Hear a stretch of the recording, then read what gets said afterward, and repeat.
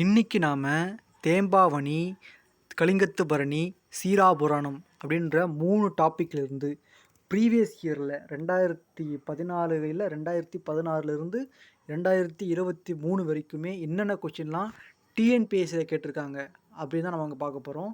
So கவனமாக கவனிச்சுட்டே வாங்க, ஒரு கொஷினும் நோட்ஸ் எடுத்துகிட்டே வாங்க, தீவிரமாக படிக்கலாம். HA கிருட்டணப்பிள்ளை தமிழாசிரியராக எவ்வூரில் பணியாற்றினார்? தமிழாசிரியராக எவ்வூரில் பணியாற்றினார் என்பது புக்கில் கிடையாது, ஆனால் சிலபஸில் HA கிருட்டணப்பிள்ளை கொடுத்துருக்காங்க இல்லையா, அதனால் சாயாபுரம் நோட் பண்ணிக்கோங்க, தெரிஞ்சுக்கோங்க. ஒரு கொஷின் வந்து லேர்ன் பண்ணுறது தான் ரொம்ப முக்கியம். கிறிஸ்துவ கம்பர் என புகழப்படுபவர் HA கிருட்டணர், ரொம்ப ஃபேமஸான கொஷின். கிறிஸ்துவ சமயத்தாரின் கலைக்களஞ்சியம் என போற்றப்படும் நூல் தேம்பாவணி, இதுவும் ஃபேமஸான கொஷின், வந்தால் அடிச்சிடலாம். அடுத்து, சுருதி முதல் என்ற சொல்லின் பொருள் யாரை குறிப்பிடுகிறது? சுருதி முதல்னா இயேசுநாதரை குறிப்பிடுகிறது. இது ஒரு சிலருக்கு புதுசாக தெரியலாம், ஸோ லேர்ன் பண்ணிக்கோங்க. சுருதி முதல் என்ற சொல் பொருள் யாரை குறிக்கிறதுனா இயேசுநாதரை குறிக்கிறது. சுருதி முதல் அப்படின்ற சொல் இயேசு பெருமானின் வளர்ப்பு தந்தை சூசையப்பர்னு சொல்லுவாங்க. வளர்ப்பு தந்தை சூசையப்பர். சூசை வளன் என்னும் பெயரால் அழைக்கப்படுபவர் சூசை. சூசை தான் வளன் என்று பெயரால் அழைக்கப்படுபவர் சூசை. இயேசு அப்பாவின் தந்தை சூசையப்பன். சூசையப்பன் என்பவர் வளன் என்ற பெயரால் அழைக்கப்படுகிறார், ஞாபகம் வச்சுக்கோங்க. கிறிஸ்துவ சமயத்தாரின் கலைக்களஞ்சியம் என போற்றப்படுவர் தேம்பாவணி. ரிப்பீட்டட். பொருந்தாதவற்றை தேர்ந்தெடுத்து எழுதுக. சூசையப்பர் தேம்பாவணியின் பாட்டுடைய தலைவர். சூசையப்பர் தேம்பாவணியின் பாட்டுடைய தலைவரா? ஆமாம், சூசையப்பர் தேம்பாவணியின் பாட்டுடைய தலைவராக வச்சு தான் பாட்டு எழுதுவாங்க. திருமந்திரம் சைவ திருமுறைகளில் 10வது திருமுறையாக உள்ளது. திருமந்திரம் சைவ திருமுறைகளில் 10வது திருமுறையாக உள்ளது. கரெக்டு. சங்கரதாஸ் சுவாமிகள் தமிழ் நாடக தலைமை ஆசிரியர் ஆவார். கரெக்டு.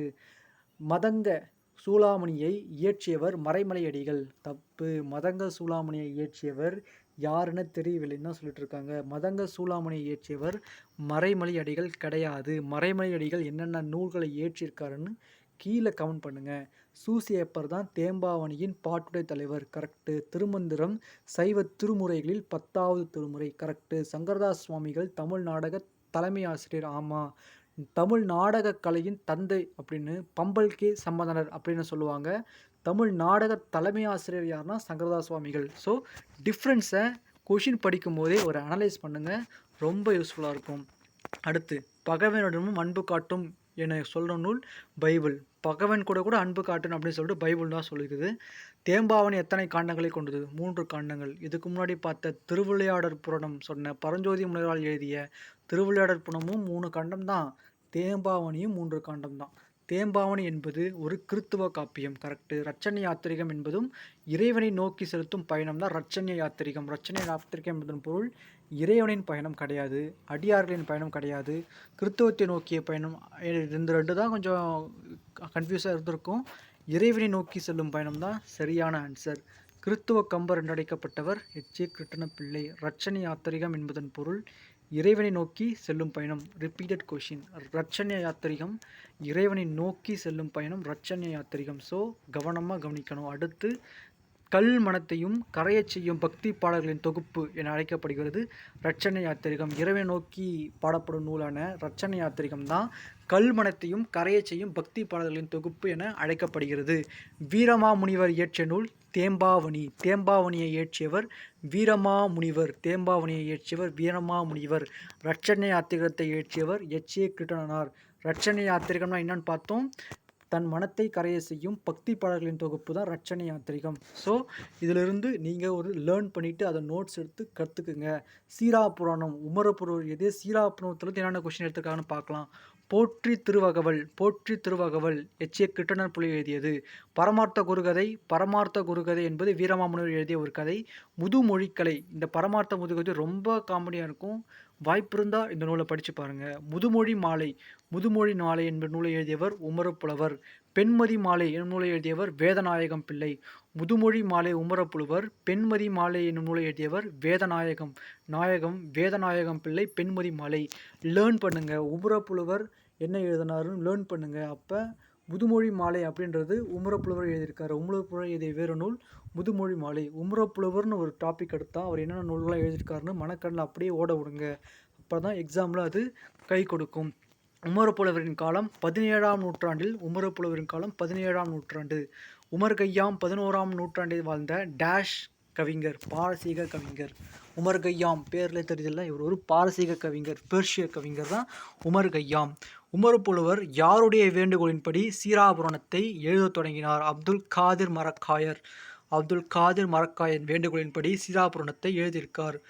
ரூபாயத் என்பதின் பொருள் நான்கடி செய்யுள். ரூபாயத் என்பதின் பொருள் நான்கடி செய்யுள். சீராபுராணத்தை இயற்றியவர் ரொம்ப ஈஸி. உமரப்புலவர் சீராபுராணத்தை இயற்றியார். உமரப்புலவர் பாடிய முதுமொழி மாலை என்ற நூலில் உள்ள பாக்கள் 80 பாக்கள். உமரப்புலவர் பாடிய முதுமொழி மாலை என்ற நூலில் உள்ள பாக்கள் 80 பாக்கள். 80 பாக்கள். உமரப்புலவர் எட்டயபுரம் கடிகை முத்துப்புலவரின் மாணவர். கடிகை முத்துப்புலவரின் மாணவர் உமரப்புலவர். உமரப்புலவரின் மற்றொரு நூல் முதுமொழி காஞ்சி. கிடையவே கிடையாது. முதுமொழி காஞ்சியை எழுதுனது கூடலூர் கிழார், இவர் கிடையாது. முதுமொழி காஞ்சினா கிளையர் கட்டா தெரியும், அவர் தான் எழுதினார். உமரப்புலவர் எட்டயபுரம் கடிகை முத்துப்புலவரின் மாணவரா? ரைட்டு. ஆனால் ரெண்டாவது கிடையாது, கூற்று 1 மட்டும் ரைட்டு. கடிகை முத்துப்புலவரின் மாணவர் உமரப்புலவர். கடிகை முத்துப்புலவரின் மாணவர் யார்? உமரப்புலவர். நன்று நற்றென போற்றியே நடந்தது வேங்கை இவ்வடிகள் இடம்பெற்றுள்ளனர் சீராபுராணம். உமரப்புலவர் எழுதிய சீராபுராணம். நன்று நற்றென போற்றியே நடந்தது வேங்கை. இதை பார்க்கறதுக்கு பெரிய புராணம் மாதிரியே இருக்கலாம், ஆனால் இது சீராபுராணம். ஸோ ட்விஸ்ட் பண்ணி கேட்குறாங்கிறதுக்காக தான் நான் சொல்கிறேன். இஸ்மத் சன்யாசி தூய துறவி என்று பொருள். இஸ்மத் சன்யாசினா தூய துறவி என்று பொருள். சீராபுராணத்தில் உள்ள மொத்த விருப்பாக்களின் எண்ணிக்கை 5027. சீராபுராணத்தில் உள்ள மொத்த விருப்பாக்களின் எண்ணிக்கை எத்தனைன்னு கேட்குறாங்க? 5027. சீராபுராணத்தில் உள்ள மொத்த விருப்பாக்களின் எண்ணிக்கை 5027. இஸ்லாமிய கம்பர் என போற்றப்படுபவர் உமரப்புலவர் தான். இஸ்லாமிய கம்பர். இஸ்லாமிய கம்பர் என போற்றப்படுபவர் உமரப்புலவர். பெரிய புராணத்தில் உள்ள சர்க்கங்களின் எண்ணிக்கை 13. பெரிய புராணத்தில் உள்ள சர்க்கங்களின் எண்ணிக்கை 13. பெரிய புராணம் 13 சர்க்கங்களை கொண்டது. சேக்கிழாருக்கு உத்தம சோழ பல்லவராயன் என்ற பட்டத்தை வழங்கியவர் அபிநாய சோழன். அனபாய சோழன். அனபாய சோழன் தான் சேக்கிழாருக்கு உத்தம சோழ பல்லவராயன் என்ற பட்டத்தை கொடுத்துருக்காரு. திருவிழாப்புணத்தில் இடைக்காலன் பிணக்கு தீர்த்த படலம் அமைந்துள்ள காண்டம் திருவாளவை காண்டம். சீராபுராணம் எத்தனை காண்டங்கள்? 3 காண்டங்களை கொண்டது. திருத்தொண்டர் புராணம் என்று அழைக்கப்படுவது பெரிய புராணம். திருத்தொண்டர் புராணம் இயற்றியவர் பரஞ்சோதி முனிவர். திருத்தொண்டர் புராணத்தை இயற்றியவர் பரஞ்சோதி முனிவர். அதுக்கப்புறம் இப்போ பார்த்த எல்லா கொஷின்ஸையும் ஒரு கிளான்ஸ் பார்த்துட்டு எல்லாத்தையும் நோட்ஸ் எடுத்துகிட்டு கவனமாக படிங்க. தொடர்ந்து படிச்சுக்கிட்டே இருங்க. ஸோ அடுத்த கிளாஸில் நான் உங்களை மீட் பண்ணுறேன். தேங்க்யூ.